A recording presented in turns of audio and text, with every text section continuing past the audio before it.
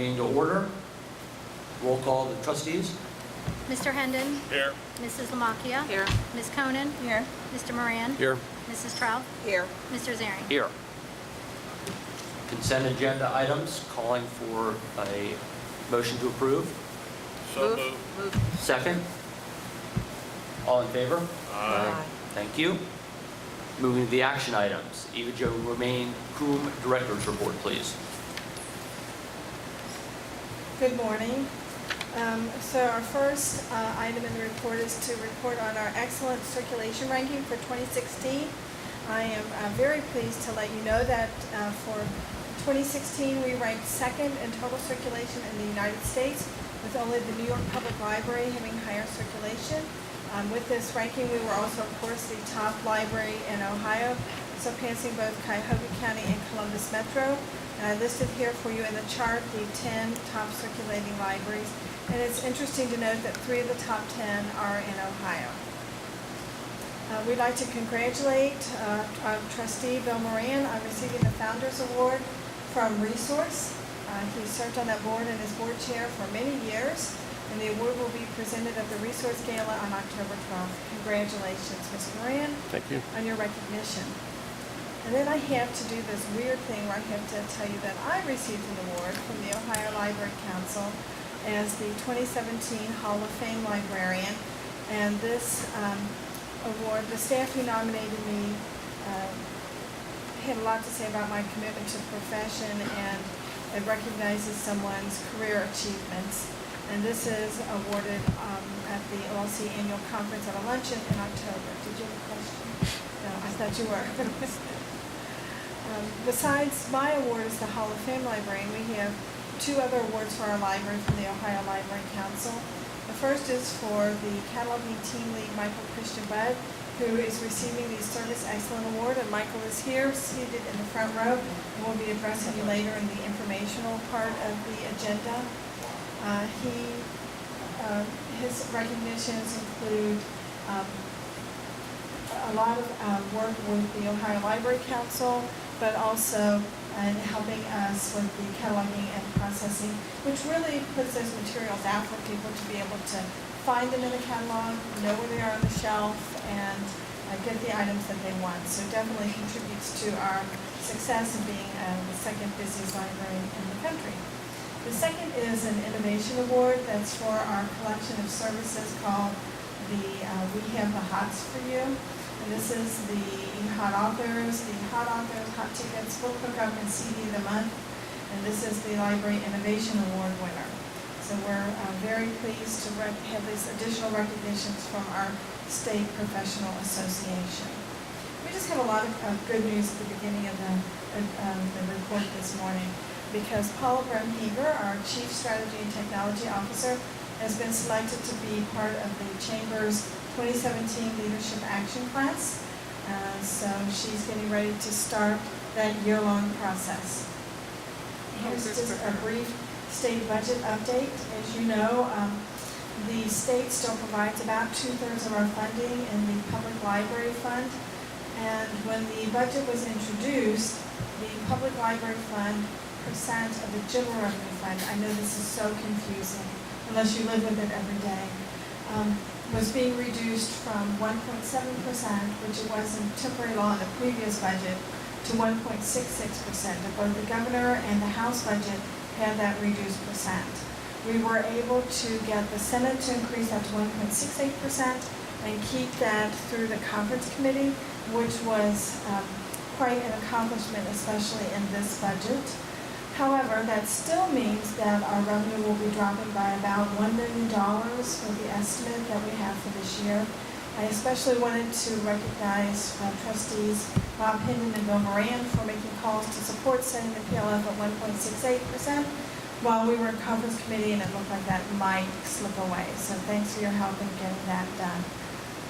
We've been hosting legislative visits over the summer. Representative Catherine Ingram visited the Main Library's Brain Camp and summer lunch at the Mount Healthy branch. State Senator Cecil Thomas visited the Avondale branch, also for summer lunch.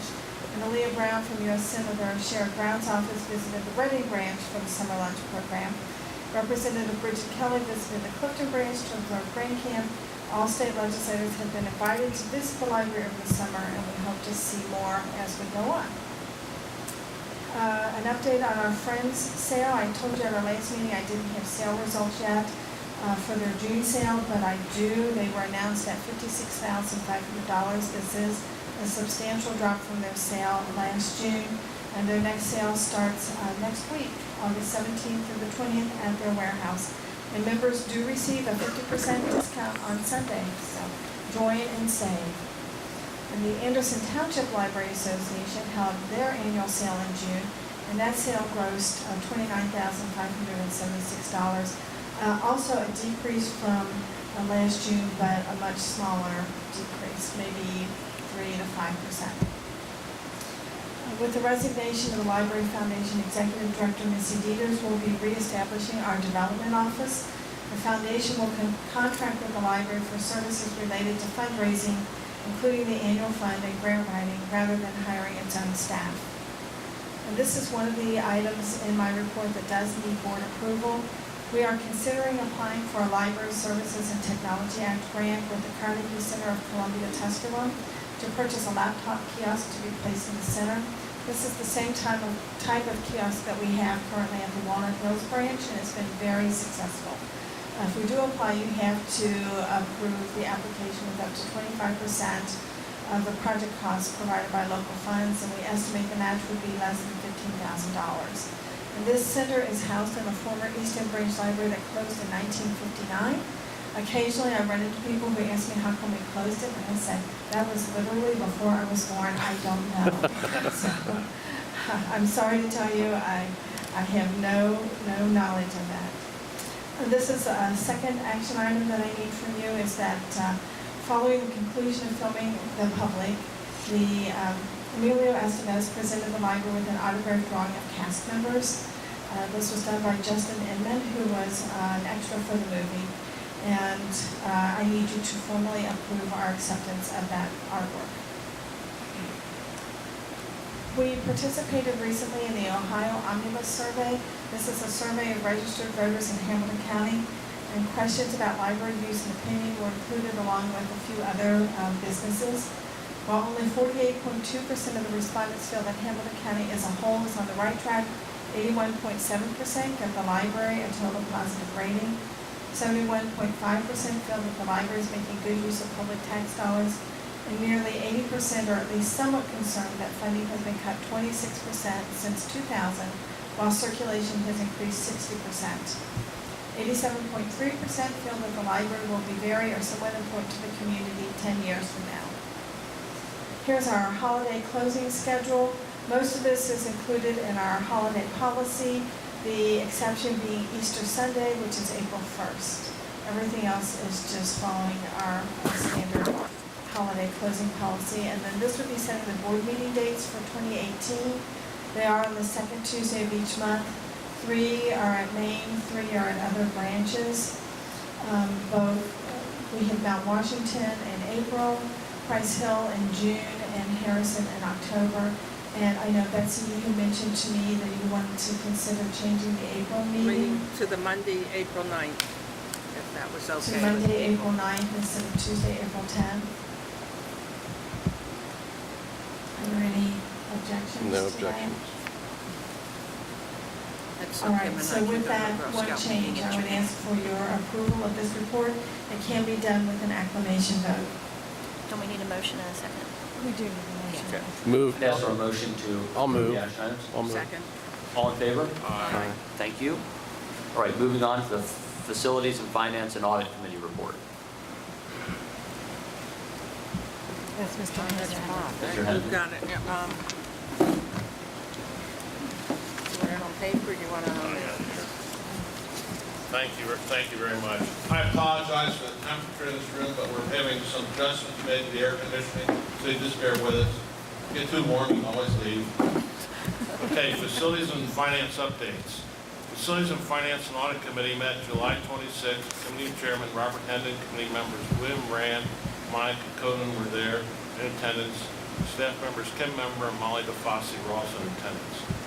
His recommendation of the committee, the board take the following action. Salary adjustment schedule. Approve an adjustment of 5.5% to the current salary schedule for grades 2 through 15. That's in Exhibit 1 in your documents.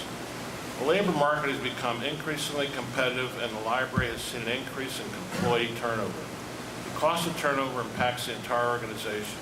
In addition to hiring costs, the turnover results in overworking remaining staff, training costs, and less effective customer service. Between 2015 and 2017, staff turnover is projected to increase by 15%. Turnover in historically stable positions, excludes shelvers and library services assistants, is projected to increase 36% from 2016 to 2017, 45 vacancies compared to 33. Over the past year, the highest areas of turnover were student shelvers at 88%, facility positions, custodian, HVAC tech, electrician at over 50%, LSA and security at 33%. Data from exit interviews of former employees during January through June 2017 indicated that almost 62% of respondents said their new position offered them better pay. It also indicated that 37% of employees left due to pay. Information gathering from the staff satisfaction survey, along with numerous inquiries from staff, indicated high dissatisfaction with the rate of pay as compared to other library systems or other organizations with similar positions. The Human Resources Department has also seen an increase in declined offers. There have been several recent departures of uniquely skilled individuals who went to other libraries. We continue to struggle to fill and retain position staff, technical and trade positions. As a result of the ongoing staffing obstacles, the Human Resources Department began performing a comprehensive review. The review consisted of evaluating approximately 30 positions, 10 of which are the positions with the largest number of staff of 20 or more. We reviewed the staffs of Columbus Metropolitan Library, Cuyahoga County Public Library, Cleveland Public Library, Toledo-Lucas County Library, a local market review of some of the positions such as security guards and facilities positions. Columbus Metropolitan Library is the most comparable library to Cincinnati as far as the cost of living. Results of the review indicate that most of the salaries for our positions are below Columbus and other libraries. Overall, the library has 920 positions. Shelvers account for 110 of these positions, and the salary is in line with comparable libraries. Seasonal positions account for 61 positions. The remaining 749 positions include salaries both below market rate and peer libraries. 3 positions account for 60%, 446 of the impacted positions. Library service assistants, senior library services assistants, and librarians. On average, we are 5.4% below Columbus Metropolitan Library for these positions. In other cases, the variance in other positions is greater than 5.4%. The increase in the salary schedule resulted in an increase for most employees grade 2 through 15, with the salary range up to 5.5% effective August 27, 2017. In addition, employees in grades 1 who were hired prior to September 1, 2016 will also receive a 5.5% increase effective August 27, 2017. We estimate the increase for 2017 to be approximately $500,000 in salary and $70,000 in OPRS contributions. We will monitor the budget over the next few months and request appropriate changes if necessary later in the year. There will be a small number of positions that will be regraded as part of this current review. We will continue to evaluate positions and regrade them as necessary. Okay, deductions of membership dues from payroll. Authorize withholding and remittance of Ohio Library Council membership dues on employees' behalf. In accordance with the Ohio Revised Code, we need board authorization to make such deductions from payroll. We also require signed consent from the employee prior to deducting the amount. Next item is 2017 roofing contracts. Confirm award of both contracts to A.W. Farrell & Sons as low bidder. Approve the Public Library Hamilton County East roof replacement project budget, including a contingency of 10%. Total construction budget is $712,800. Authorize the director to approve change orders, do not increase the overall budget, and to execute the certificate of substantial completion and change orders, which will be reported to the board for confirmation. Approve Public Library Hamilton County West roof replacement project budget, including contingency of 10% as follows: $807,152.50. Authorize the director to approve change orders that do not increase the overall budget to execute the certificate of substantial completion. All change orders will be reported to the board for confirmation. Next item, public records policy. Approve the public records policy, which is in Exhibit 2 in your documents, contingent upon satisfactory review by the Hamilton County Prosecuting Attorney's Office. Next item is sale of renting property. Approve the sale of renting property for $250,000. Office of the Hamilton County Prosecuting Attorney is reviewing the contract for purchase. Authorize Eva Jane Remoon, Co-Director, to sign the contract and deed to complete the sale. Next item, Mount Healthy Branch Lease Agreement. Approve a new 3-year lease replacement with current lease for the Mount Healthy Branch to begin August 1st, 2017, at monthly lease amount of $1,795.65.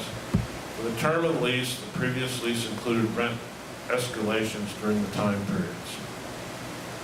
Next item, pre-development services agreement.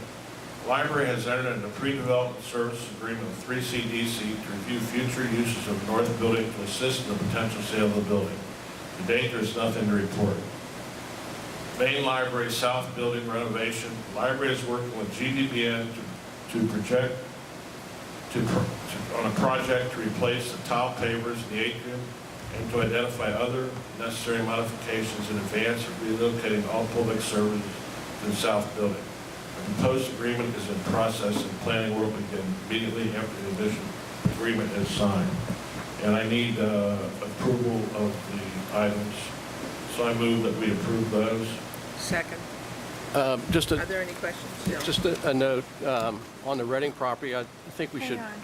clarify that to, just a note on the Reading property, I think we should clarify that to say it's the Reading surplus property.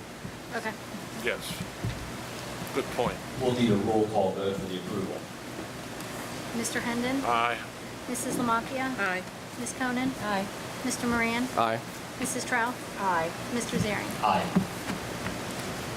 Okay, now we're going to open up for public comment.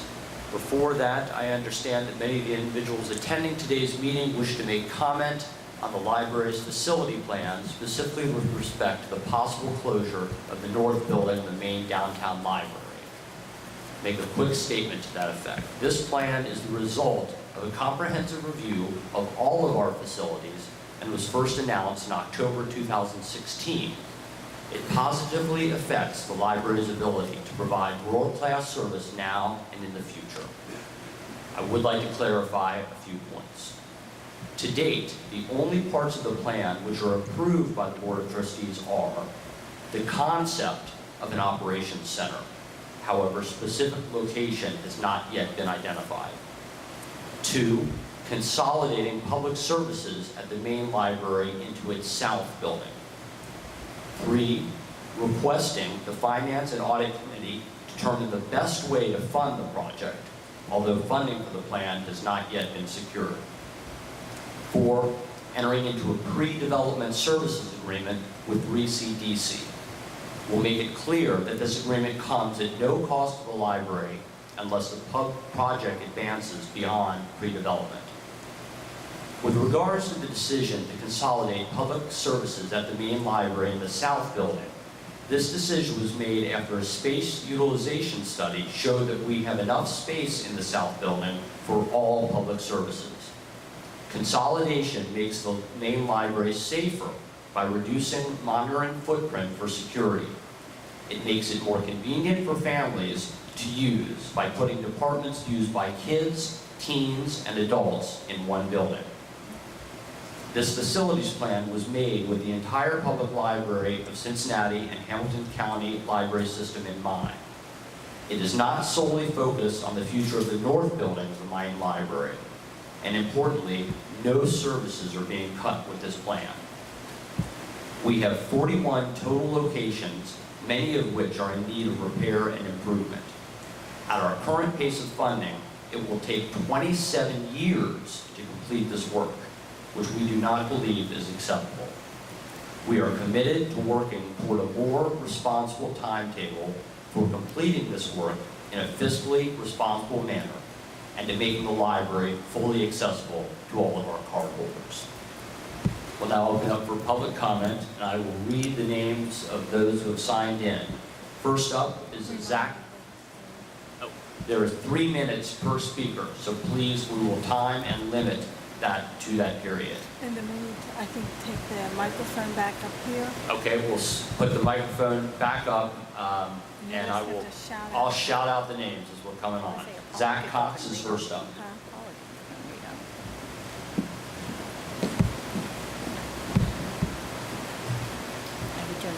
Hello, everyone. Can you all hear me? Yes. Sorry, I just got over a cold, so I hope I'm coming clearly. Okay, I have 3 minutes. I have a question for you first, board. When you say the plans were announced in, did you say October 2016? Yes. How did you announce this plan? We don't have to close Board board meetings. meetings, they can comment. Right. You make ask comments, but not answer questions. Okay. All right, well, I, for one, did not know about this until Cincinnati.com published an article just this month, I think, about, and they said they had to file a public information request to get the information. I had searched the web of trying to find information about it, but I found nothing in any of the paper's archives mentioning this plan. I'm a lifelong patron of the library. I've been going to I spent most of my childhood in the North Building, in the Children's Library and Garden. I went to Sands before they moved, and it was just a huge part of my development, and I think a lot of other people's, and a lot of schools down here kind of depend on it, I think. And I read, I gotta fit all this in really fast. All right, so in 2013, voters overwhelmingly supported the 1 mil operating levy, which your website says provides $17.5 million per year in revenue. And everything you've said about how excellent our library is and how satisfied our city is, no matter what they feel about Hamilton County as a whole, suggests there's immense public support for doing whatever it takes, tax-wise or otherwise, to keep the library running and improving it. So I would hope that you guys are, the board and the library would I hope you're reaching out to the public, and the fact that you just, the fact that Cincinnati had to file an information request, that you didn't release these plans to the public and didn't let them know that you're, in a better way, that you're in need of all this funding. I think you could outreach to the papers more and have more of a public discussion, and you could make clearer what the situation of the funding is and how the public can help. Okay, I gotta be really quick. I would like to hear more about why state funding has been cut over the 9 years that it's been dropping. I would like to know who supported that, who opposed it. And I would like to know how we can learn from, in 2015, there was a historic investment in NYC's public library system by Mayor de Blasio and the City Council that drastically improved their hours and created over 500 jobs. How can we learn from what they did? It only happened after there was mass public assembly supported by City Council people. And as to the claims of efficiency that you're making over this consolidation, I would say, I would talk, I don't see how funneling two whole departments in a separate building into one building is going to make it more efficient for the employees who are going to have to deal with just at least double the amount of patron traffic. And I think there's proven and tried and true benefits to having children's and teens sections of the library separate, like far away from adults, for safety and for efficiency, especially in many ways, but I don't have the time. All right, thank you. Thank you. You want to read the names?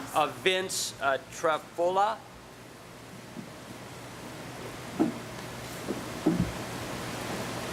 Can you hear me all right? All right. So, like many people here, this is my first library board of trustees meeting, so thanks for having me. I'm here because I love the library, and I was really concerned when I read the Enquirer's July 31st article that indicated that the downtown, the north building of downtown Greenwich is going to be closed. All right, I can hold it closer, that works. So let me be clear, I understand the library is under financial pressures. I recognize that the north building might be underutilized, and I'm not necessarily against finding a different use for the building. However, like many people here, I'm disturbed by the lack of transparency in this market's process. While it's true that it was first discussed in October of last year, this was in a fairly, I imagine, sparsely attended library board meeting, right? This usually happens in a different room. You have to find a larger room to accommodate this amount of public attention. So it was first, discussed there, broached as an idea. The decision itself was not made until June 13th, and then it was not announced to the public. It was only by a public information request from the Cincinnati Enquirer that that everyone here, I imagine, found out. I guess maybe minus the board members, found out the possible closure of the North building. So it seems as if this process has been sort of, designed to eschew excess public scrutiny about the future fate of the North building. I'm not accusing this body of working in secret. The Board of Trustees meetings are open to the public, as are the meeting minutes. The meeting takes place at 9:15 on Tuesday morning, which makes it very difficult for most of the public to get to. And also the meeting minutes from June, as of at least last Sunday, were still not available on the website. So one would not be able to find out from that website that the closure had been made, or that the closure had been decided upon. So, I think that what we need to do is make sure that the space utilization study is available to the public. I'd also like to see the survey of library staff which sought out alternative uses for the North building to be made widely available to the public, so that the basic decision, or the basic information that's being used to make this decision is well publicized, as well as the rationale. I think that it's especially concerning with this issue of transparency when we're talking about possibly potentially selling off a block of downtown property, which in 1997 was valued at $7.7 billion before putting in tens of $1 million into a building project. So I'm here to ask a couple of things. First, please ensure transparency for this process going forward. Publish the space utilization study and any complementary analysis. Publish the results of the employee survey. Publish any further analysis of possible uses. One last point, I'll be very quick. This is a public building. It's open to the public and it's owned by the public. The trust that's given to this board is given by the public. So I really want to make sure that you make a concerted effort to bring the public into this process to ensure that it remains open for public use.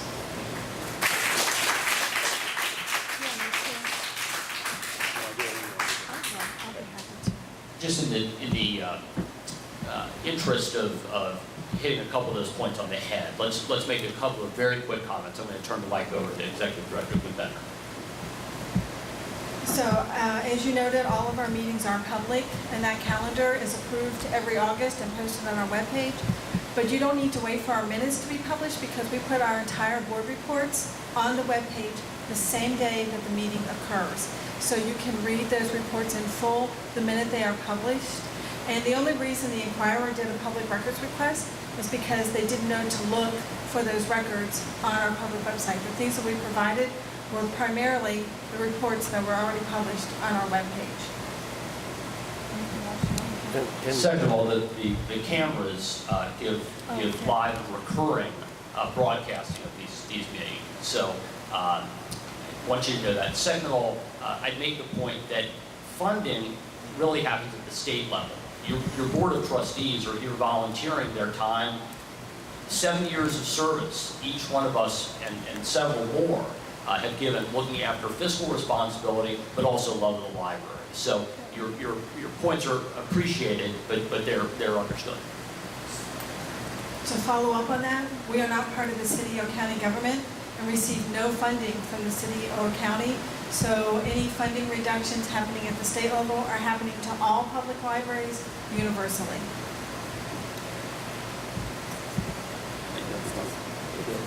Okay, we're on to the next speaker, which is Charles Campbell.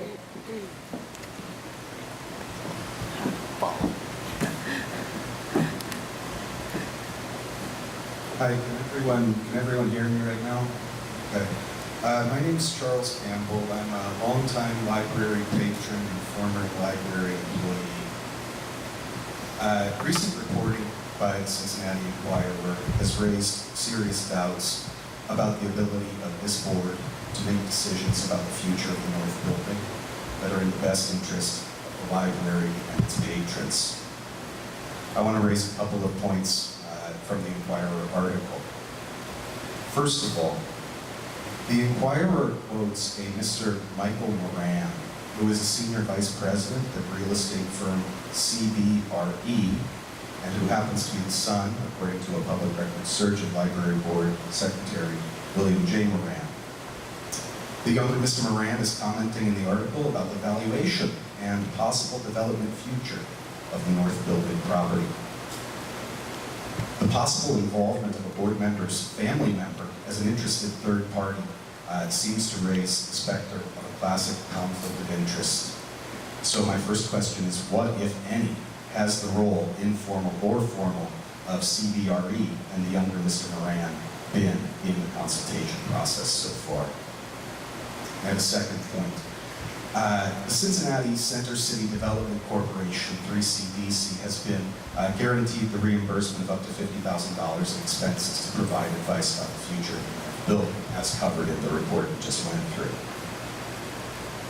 Library Board Secretary Mr. Moran has a long-standing relationship with 3CDC, having served as a board member there as well as at the library.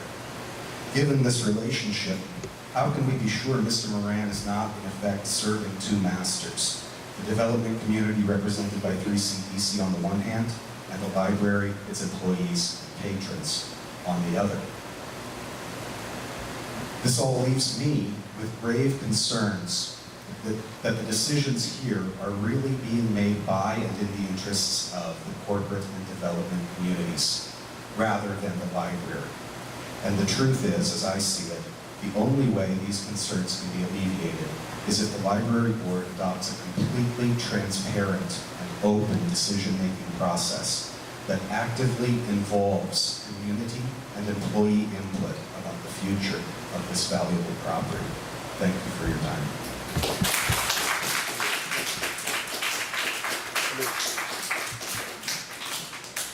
Let me respond to that. Michael Moran is my son, and he performed at no cost to the library, performed an broker opinion of value as to what he thought the value of this property might be. So he is not involved with, any further involved with what our plans are, and he just did a favor to the library at no cost to the library. I am not on the board of 3CDC, although I am on their Finance and Development Committee. The reason we asked 3CDC to get involved is because, frankly, they're the biggest developer in this area. And they're developing the Kroger store, which is a block away. They own a lot of property around this building. And we are not paying them anything unless a development happens on this property and the property is sold. So they were doing this for free. And because they know all the players in this area, we thought we'd give them 6 months to flush out any possible uses for this block. Okay, next up is Christy Cooper.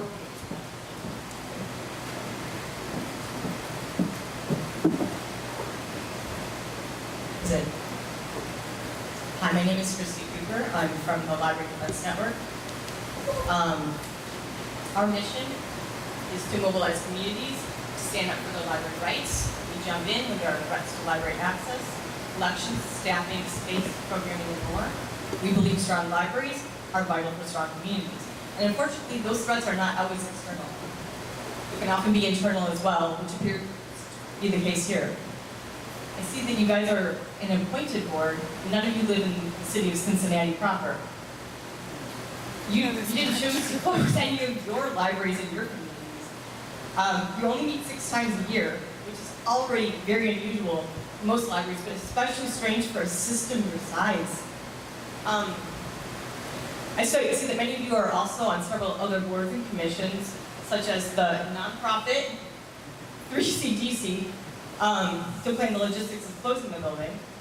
So you're busy with all these other commitments, right? You only have time to meet 6 times a year. So I understand that we probably also don't have time to go through, traditional strategic planning processes as well. I found your strategic plan on your website. It's just an infographic. I see that some of you are also MBAs, so I would assume that many of you know a thing or two about strategic planning. That's one of my favorite coursework that I took when I was in business school myself. But I don't see how there was a SWOT analysis, any stakeholder input. When I say stakeholders, I'm talking about patrons and staff. No goals, or plans on how to achieve them. So I really hope you didn't pay someone to make this outside of a graphic designer. So at this point, you may think all of the angry people here are just a one-off, right? People will just come in, get say their piece, let it go, and then move on. And you can do whatever you're planning to do with that building. Your patrons, however, are very motivated to keep the pressure on. And from our end at the Library Defense Network, we have a dedicated team of librarians who will research every aspect of your outside interests. Always follow the money. And this is what we did for our last campaign and disseminated it for the public. This was in Westland, Michigan, when their administration refused to back down to public pressure after terminating 5 librarians despite having a dedicated millage and $2.5 million fund surplus. We got the entire board and the director to resign. The librarians were all offered their jobs back, and that library is now unionized. You can read about this campaign in an article Library Journal just published last week. And you have the 2nd largest library circulation in the nation. And you're closing buildings. That doesn't make any sense. There's many great libraries that have little turnover, and also there's many great libraries that have little turnover. The turnover piece is very interesting, and you have to ask yourself why.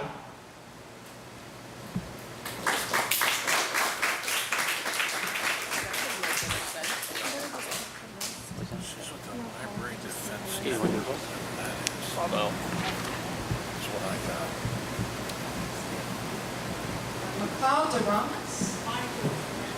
Michael? Yeah. Why don't you put that in the holder?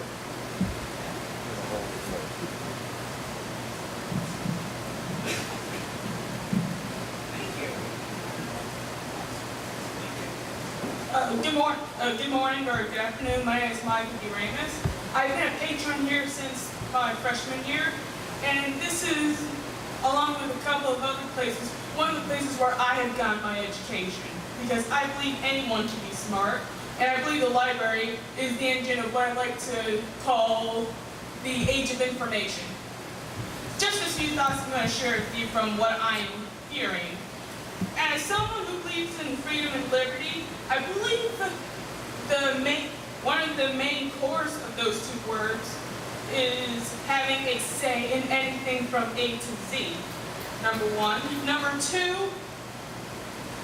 if this is about fiscal responsibility, could you guys, I don't know, research the budget of Ohio to see what we're spending really unnecessarily in? Like maybe look into the prison budget or something and see how can we reduce those funds so public services like the library can be funded? And just a little random thought on something. Okay, I believe there is a lane for everything. Capitalism is one of them. Okay, and when capitalism gets out of its lane, one of the things like determining what access to public services the common man has, it's first of all, that's when capitalism becomes a problem, and it's not even capitalism anymore, but it's crony capitalism, because not only has capitalism crossed the line, but only a few people are going to benefit from this. And one last thing, if I've not mentioned this, it's before going forward with this budget, please get the opinions of patrons and employees. I insist. Thank you.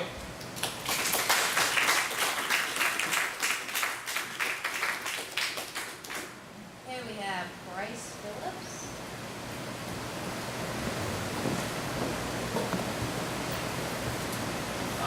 Good morning, everybody. Thanks you all for being here.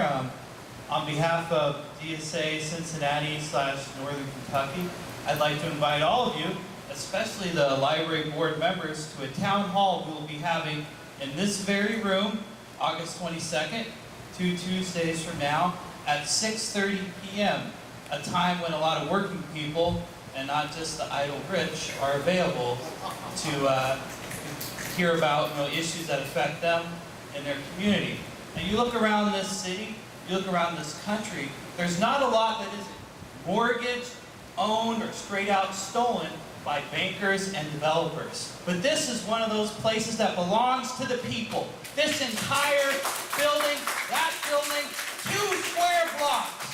That's all we get. That's what the 99% get. And you think you can sit on this board that you were not even elected to, and you can just tear off a chunk of it and give it to your buddies.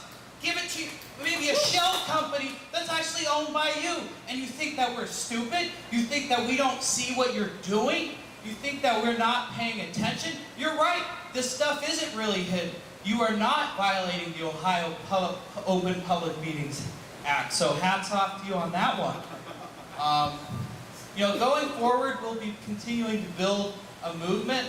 We prefer to work within inside the law and within inside the system, but we will do what is necessary to defend what little is left that working people have, where they can be, and some cop or some security guard or some manager can't say, oh, you have to get out of here, you don't belong, you don't look right, you can't use the bathroom here like a person, you can't read, better yourself, gain knowledge, apply for jobs, all the stuff they say that the poor people are supposed to be doing, reading and applying for jobs and bettering themselves, getting an education. Well, don't take away our ability to do that stuff.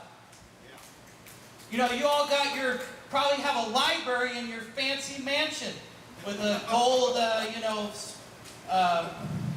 little staircase you climb up there, and that sounds beautiful. I'd like to have that, but I don't. But I have this. This is one of the greatest libraries in America. I've seen the library in Seattle. I've seen the library in New York. This library is on par with those libraries.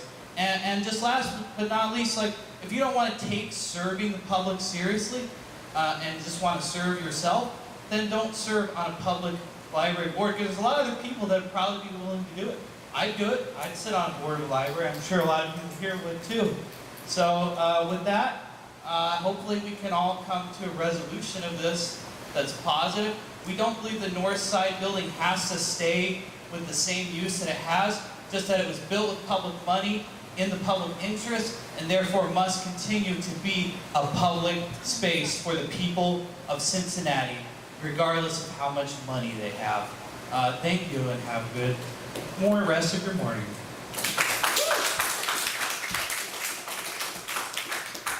Kate Gallagher. I yield my time, but I want to second the comments of Charles Campbell and Price. This is a public building. This belongs to the public. We own this building. You can be replaced. The building will never come back. Yes. Mary Sharpman. Yeah.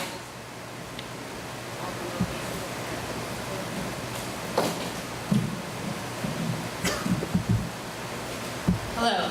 Hi. I just wanted to echo a lot of the comments that I have heard throughout this meeting about the use of the North Building and the process for how I put the lack of public input into this situation. As was stated, the public loves the library. It's one of the last remaining public spaces where people can come to, yes, gain information, search for jobs, and also interact with each other and interact with people that they wouldn't under other circumstances. It's a third place. It's very important and it's vital. And I've been coming to this library and since I was a child. I grew up in Cincinnati, and so I've been always coming to these libraries. And I remember coming to the children's library down here, and I remember when it was built and the development of the building, and that I would, and I know a lot of other people would want to know about the process of consolidating all the resources that are in the north building into the south building, that some of them kind of require for, as was stated earlier, for efficiency's sake, to kind of have their space, and that just being adjacent to other spaces does not improve efficiency. Efficiency is involved with other things, like having an area for the teen space. It's so very active. There's a lot going on there. If that was put up right next to the tech center, it wouldn't work as well. And then also with the recent investments in the makerspace, again, an awesome space that brings people into the library, kind of a lot of people who maybe hadn't been coming in before for the new things that are available there. And consolidating this, it seems like it would be jammed into the south building. Yes, there could be a way it would work, but seeing as public input has been limited to this point, I don't know that public input would be either asked for, listened to, or even information would be given about how the consolidation process would go on. And so I think this process should really be opened up to the public, to the users who do love the library and want to see the best from the library. This is really valuable public space that we have downtown, like really awesome place to improve Cincinnati, to improve the library, and to have community here. And so I would ask that you open this up more to the public, to the users, to the employees as we move forward in the process with the library. Thank you.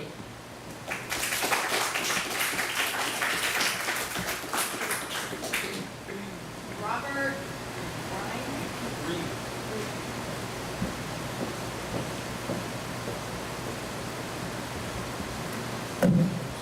Good morning.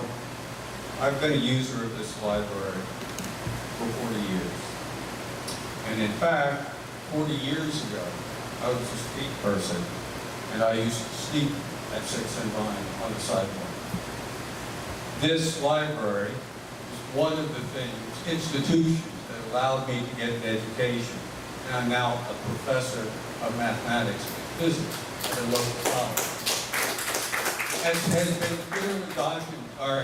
clearly stated earlier, this process by which you are eliminating some of the facilities open to the public is far from clear to the public. I am embarrassed that such a great institution, the second best library in the United States, I understand from the earlier report today, I am embarrassed that you would handle matters in this way. Please improve the situation.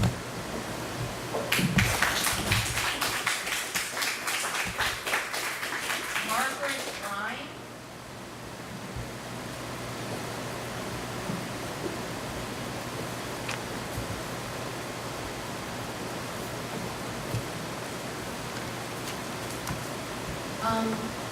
First I want to thank for your service to our community.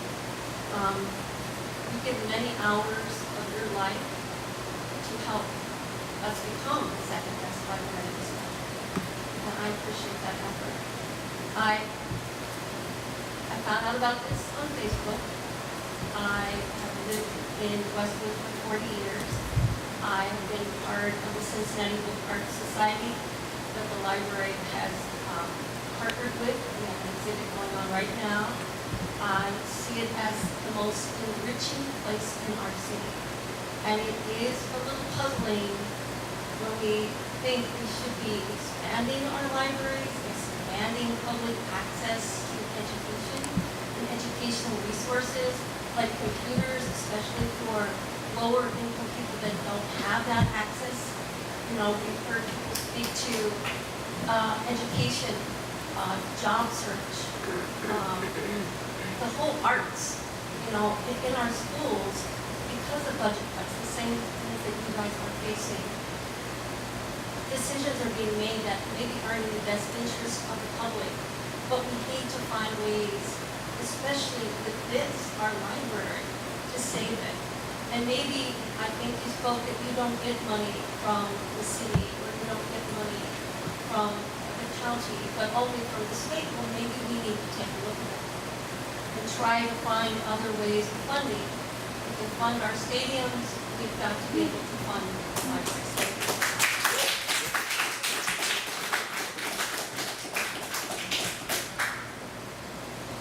Berta Lambert.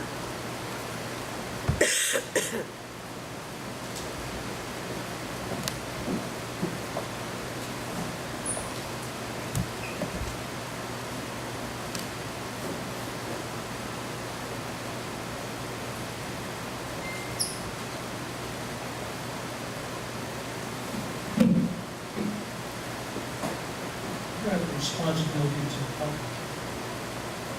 Many of you probably feel that you fulfill it.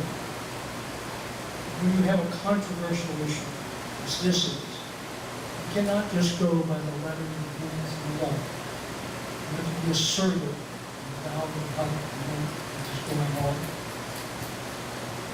And this issue was raised by one or more of your members. Immediately, it should have been obvious to all of you that this would be controversial. And at that point, we have a responsibility to make it public and to have input. Not to have some time later, .com and inquire, publish it, and put it in the market. That's important. One of the problems, we have to understand who you are as individuals. You're obviously affluent, probably better educated than the average public. That gives you added responsibility. Now, there is a certain amount of information going on. Others have alluded and directly talked about. And it is the connection with 3CDC, Kroger's, which is part of that, and Procter & Gamble, which shares the 3CD board, and others. You need to have the ability to say, these people manipulate people like you all the time. Other people who are educated. Many of you probably been to churches and restaurants and synagogues and other places. But your loyalty should be to providing services for the public, not to be conservative and the capital of people who want to advance. This land becomes extremely valuable with the Kroger building skyscraper. Reasonably close Kroger headquarters. The value is great. Their interest is to make money.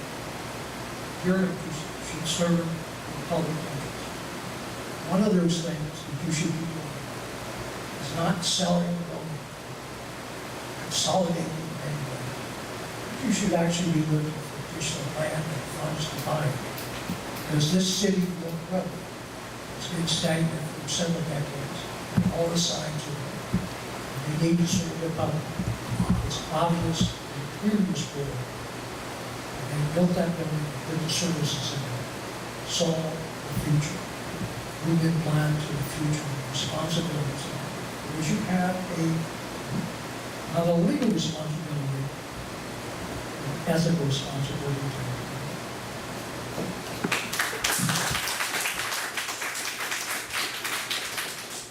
Brendan Fox.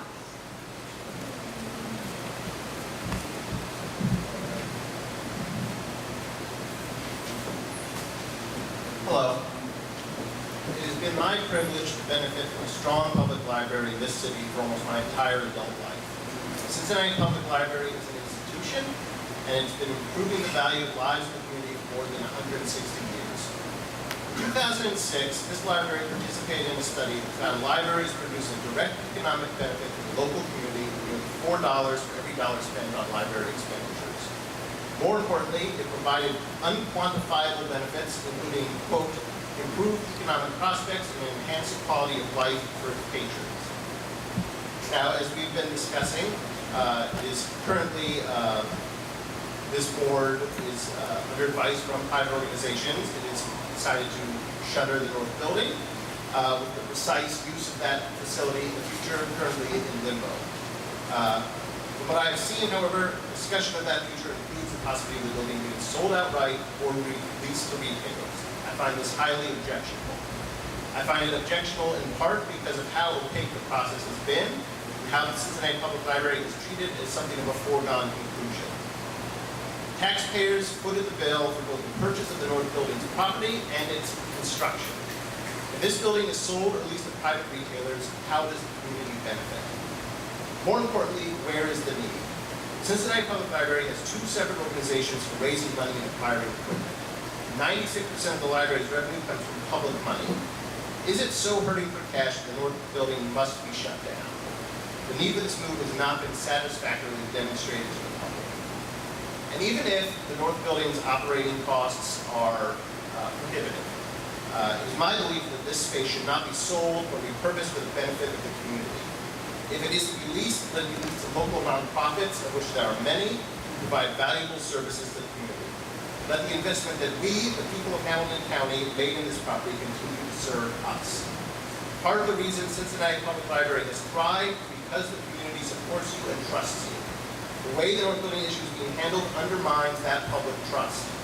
If the library hopes to continue enjoying the support it has, and if it's hoping for another tax levy for its benefit after the current one runs out in 6 years, it needs to reevaluate this approach.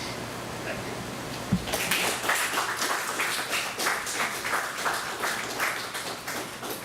Christopher DeAngelis.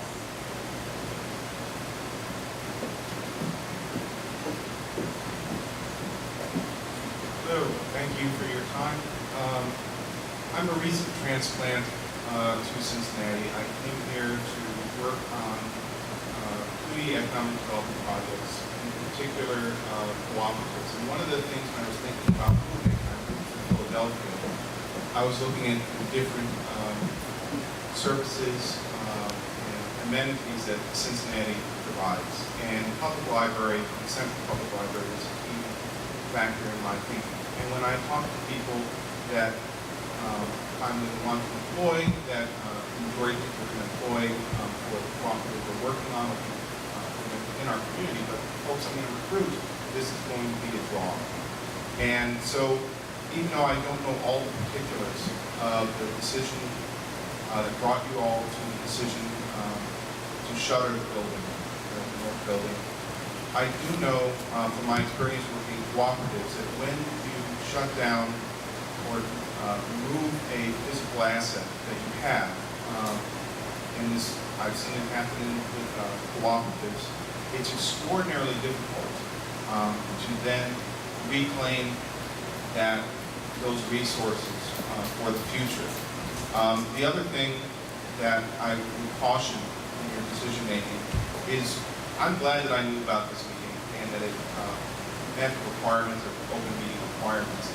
But one thing that I've always appreciated about libraries wherever I've lived is they're one of the only public services that the only complaint that I've ever heard about is that there's not enough of them. And that they're not open enough hours, there's not enough branches, and that there's usually an enormous amount of support just under the surface, that even those stewards that are trying to shepherd a library that might be facing some funding problems might not even be aware of, and that there's an opportunity to go beyond, when you go beyond the legal requirements for open meeting and transparent process and expand the timeline. It's an opportunity to broaden support for the library, even if the decision that ends up coming down is not dissimilar from the one that we're faced with, and that you all have decided to make, ends up not being that dissimilar. The opportunity to build public support for the library system as a whole is one that I would want you all to pass up or for us to miss. So I would hope that this process will be extended and that public input would be extended as to what the future purpose of the North Building could be, what kind of other funding is available, I've yet to see a library system. I've lived in a lot of different cities. I've yet to see one as good as Cincinnati. I think I've only seen one that's remotely comparable. Certainly, I haven't seen the Central Library comparable. And I remember, I came from Philadelphia, which is a substantially larger city. They don't have anything that holds a candle to the Central Library. And I think there's a real opportunity here. And I hope we take advantage of it.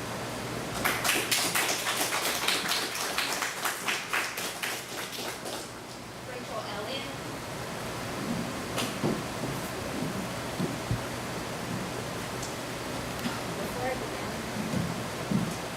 Before I begin, I would like to thank you on all of your attention. I understand that you don't have to be here, and I like to think that you are here, or at least you initially got into this board because you felt a passion for the public and a passion for education, and that's what I would like to call upon. I apologize because I'm not very articulate in the public eye. I walked out of my office to be here today as someone who feels as though the city is not only my home, but this library as well. But this building is more than walls or books and technology. What the Public Library of Cincinnati represents is an opportunity. In a city with one of the highest rates of child poverty at 45.5% in 2016, which was last year, we need to understand what opportunity means. As a child who grew up in such poverty, I can tell you for a girl whose parents couldn't afford books, who couldn't sustain the financial burden of a college education, that I am able to speak to you today with literacy and confidence due to this very institution we wish to consolidate. We must not lose sight in times of hardship or uncertainty that there is a greater need than that of physical space. Rather than selling space, I challenge you to find a greater utilization of it in the spirit of the Public Library Association, which is to enable the poor to participate fully in a democratic society. Thank you.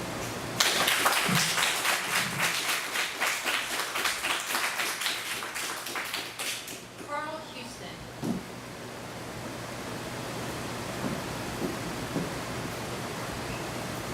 How you doing? I've been coming to the library for about 2 years, college student, and also I was able to start my small business here.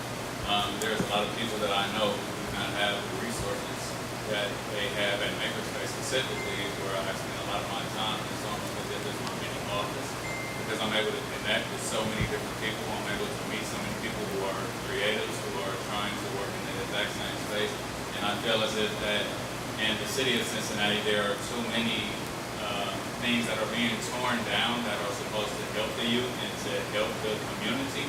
And we need less of that, and we need more buildings that are helping the community, because there are people who are, and I am one of them, who are looking at a face who enjoy the space and the opportunity to use that resource, and I use it to my advantage, and it has helped me start my business, small business, and I know many have the same story as me, and it's just, I think that it's just too many things that are being built down that are helping, and we just need to stop that as a whole. And that's all.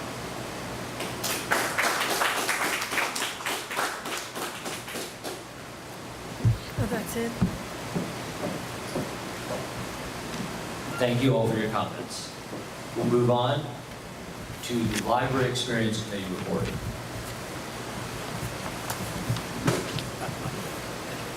Ross, okay. Oh, Ross has it here. I guess I've got it here. Okay. That's it. Okay, this morning we have Michael Christian Budd, who began his career in the library in 2000. He first at Price Hill as a children's librarian, and then as a cataloger in the catalog services department. And then in 2013, he was appointed to his current position, which is catalog team lead in the cataloging and processing department. He holds undergraduate degrees in English literature and linguistics from the University of Cincinnati, and his master's degree is from the University of Illinois. He started his career as a librarian at the Columbus Metropolitan Library, and has also served at Kenton and Boone County Public Libraries.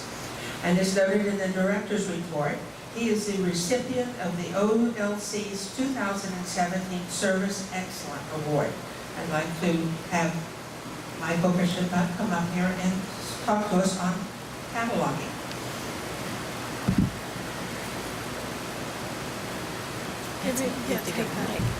Sorry. Thank you, Ms. Lamacchia. First of all, I'm honored to be able to speak in front of you today, both for the fact that I wouldn't be here if it wasn't for the excellent, the expertise and service of my own coworkers, and both here at the Public Library and at the Ohio Library Council, and also in the presence of so many dedicated library supporters. The details we need to work out, I think, but I really think we all value true support for this library and libraries nationwide. Cataloging services where I work is part of the cataloging and processing department. We are one small but a very long history part of this public library. We go back to the earliest days of its service. My team, Cataloging Services, is responsible for providing description and access for all library holdings. This means that any materials which you want to find, use, check out, we will describe it. We will have seen it and put it in the catalog in a fashion which you can find it easily and consistently. We're a one-stop shopping outlet by that tool that we produce. My staff currently consists of 4 MLS catalog librarians and 1 metadata librarian, 4 copy catalogers, and 3 cataloging assistants, plus myself, the team. I'm also a degree librarian. We work in the local catalog and OCLC and Library of Congress databases to identify, modify, and produce bibliographic and authority records according to national standards. And those standards are constantly changing. It may not seem that way, but in a world of linked data and Google search capability, we want to make sure that the library face is modern and is accessible as much as possible so that people can find our resources. So far, in 2017, Cataloging Services has added over 14,000 records to the catalog for traditional materials. Those are manual loads, one by one, plus over 39,000 records for electronic resources such as e-books, e-audiobooks, and streaming music and video. A lot of what we're talking about today, I think, reflects the changes that have happened to libraries over the past several decades.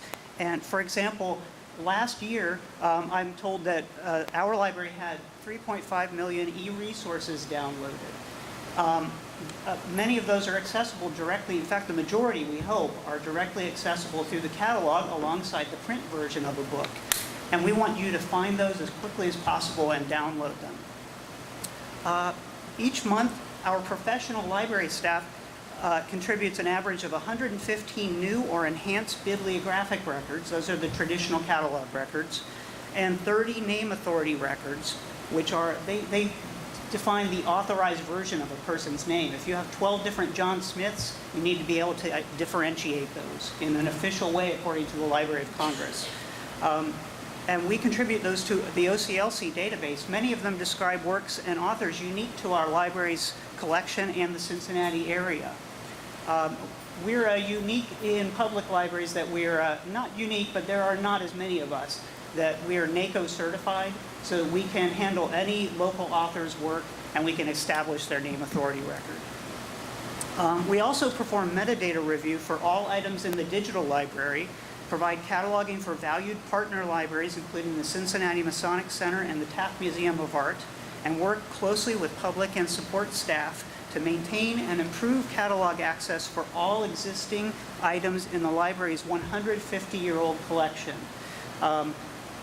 We can also describe for you, and we have done this, the new Wi-Fi hotspots that we've been circulating for the last year or so.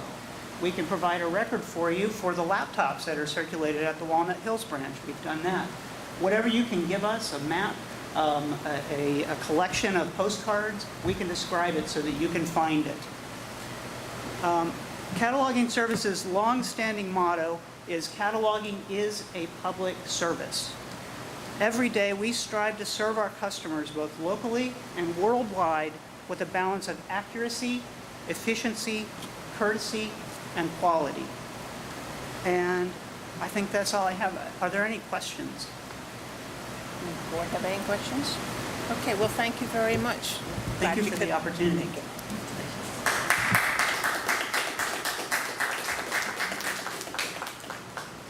All right, we have some outreach services that are expanding. The Library Foundation received a $25,000 grant from the Ohio Valley Grant to expand our iPad program, which focuses on older adults. This funding will enable the purchase of 75 iPads at protected paces. And so far, 6 senior facilities have been selected to receive the devices based on the current level of technology that's available to the residents, with free Wi-Fi access and programming space. And these seniors will be able to use the iPads to access the library's electronic resources. We have a My Librarian Appointment service launched, and it went live on July 14th. In November, we will have our 63rd Annual Veterans Day commemoration. It will take place on Saturday, November the 11th at 10:45 a.m. It will feature patriotic music by the Cincinnati Symphony Orchestra's Brass Ensemble, a presentation of memorial wreaths by local veterans groups, and our keynote remarks will be made by William Fee, a Cincinnati resident and a Vietnam veteran. He is also the Vice President and General Manager of WCPO. He's the author of Memoir of Vietnam, 1967, when he served in Vietnam as a rifleman from July to November 1967. He was wounded at the Battle of Loc Ninh on November 1st, 1967, and subsequently spent 10 months in the hospitals undergoing operations to repair his badly wounded shoulder.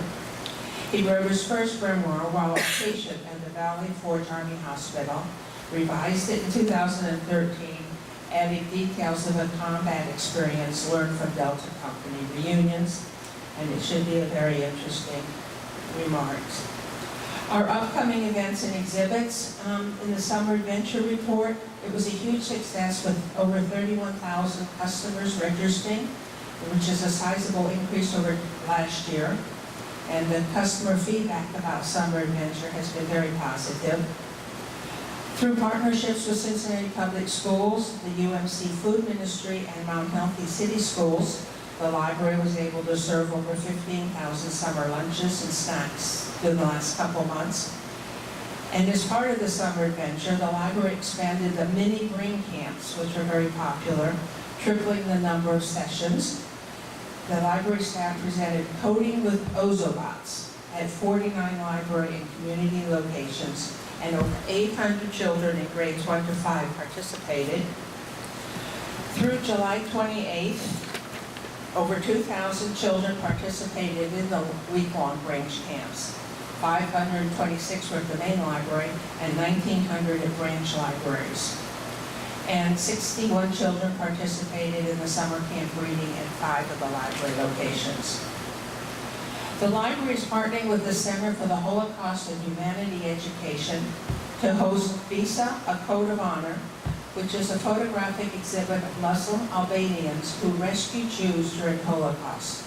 This exhibit will be on view at the main library from September through November 12th, and an opening reception will be held on September 5th, featuring remarks by Dr. Mordecai Paldia. I hope I have that pronounced properly. The former director of the Development of Righteous at Yad Vashem and a lecturer at Yeshiva College, now Yeshiva University, and Queens College in New York. The library has been invited to participate in Building Big Ideas on Saturday, September 23rd at the Cincinnati Museum Center. And this will be for children ages 3 to 12 by demonstrating Ozobots and providing hands-on coding experience for the kids. The library also offering Girls Who Can Code clubs at several locations this fall.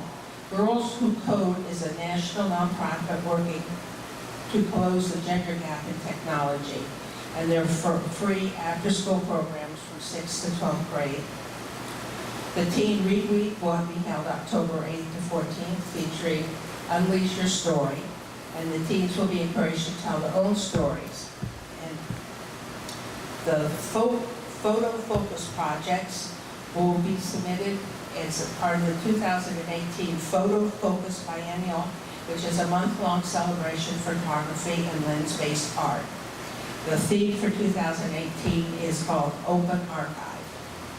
And finally, the first project of this photo biennial will be a partnership with the Cincy Stories on a recreation of Cincinnati panorama of 1848. The second one will be in collaboration with the photographer Michael Wilson to capture a series of photographic portraits of people in various Cincinnati neighborhoods. And that's all. It's just for information only. Thank you, Betsy. Next up is the Strategy and Technology Committee report. Ms. Koenig. Strategy and technology items. Cincinnati Works collaboration is the first item. The Cincinnati Works collaboration to bring a career coach to the North Central branch for sessions focused on helping women reach self-sufficiency through job opportunities has made significant progress. Cincinnati Works received $5,000 from the Women's Fund and $100,000 over 2 years from the Charlotte R. Schmidlap Fund. This funding will allow the program to be implemented at both the North Central and Madisonville branches. Reach for the Library. REACH, which stands for Reading Expands All Children's Horizon, is a grant-funded partnership project between the library and CET. It is a pre-K-1 literacy initiative intended to bolster reading achievement and increase parent engagement in their child's early years of learning. REACH Clubs, in-depth experiences for families with ages 4 through 7, will be hosted at the College Hill, Pleasant Ridge, and Westwood branches beginning in the fall. Parents and their children work their way through the REACH collection of online reading lessons on iPads provided by the library. Parents who complete the 7-week program receive a backpack filled with early learning materials. Additional Treehouse seats. The Johnson Foundation has awarded the Library Foundation $10,000 to purchase an additional 50 seats for the popular Treehouse service. This online resource offers customers access to interactive training courses in technology, including computer coding and programming languages taught by experts. Prior to adding these additional 50 spots for a total of 100, 98 customers were on the waiting list for the existing 50 seats.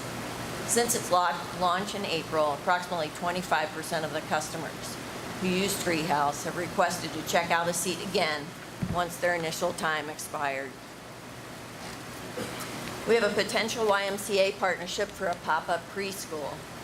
The library is working to bring a pop-up preschool to the Deer Park branch, designed to reach preschoolers who may be falling through the cracks in kindergarten readiness preparation.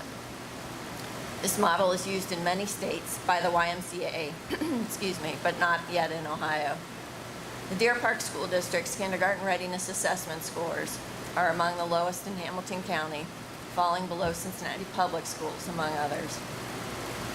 YMCA preschool teaching experts will develop a curriculum for use at sessions held in the morning on days the branch does not open until noon. Strategic plan tactics. Tactics designed to bring the recently adopted strategic plan to life have been developed. These tactics are matched to the larger strategies introduced in the strategic plan. The strategic plan implementation team, consisting of a cross-section of staff, will assist in communicating this information to staff and generating ideas about how to achieve the desired outcomes. The tactics are attached in Exhibit I. Ohio Library Council's Right Click Conference keynote. Sandy Bullock, Digital Development Team Leader, and Paula Brim-Hager, Chief Strategy and Technology Officer, have been invited to deliver the keynote address at this year's Ohio Library Council Information Technology Conference, Right Click, in November. Marketed as a conference about best practices for library technology, Paula and Sandy will be discussing the technology that makes our library's HOT Services winner of this year's OLC Library Innovation Award possible. The Orange Boy Idea Exchange. Each summer, Orange Boy holds an idea exchange for their clients in Columbus. Paula Brame-Hager, Chief Strategy and Technology Officer, Jennifer Korn, Teen Spot Manager, and Tara Kressler, Sims Township Branch Manager, have been asked to speak this year about how our library staff and decision makers use data to drive service and library organization. And finally, mobile device charger kits. In response to requests from customers and staff, we are now offering charger kits to customers for use while in the library. These kits include various charging cords and ports to match up with many types of mobile devices. Customers check out a kit for a period of 4 hours. Depending on demand, we may make kits available for customers to purchase these in the future. That's the end of the report.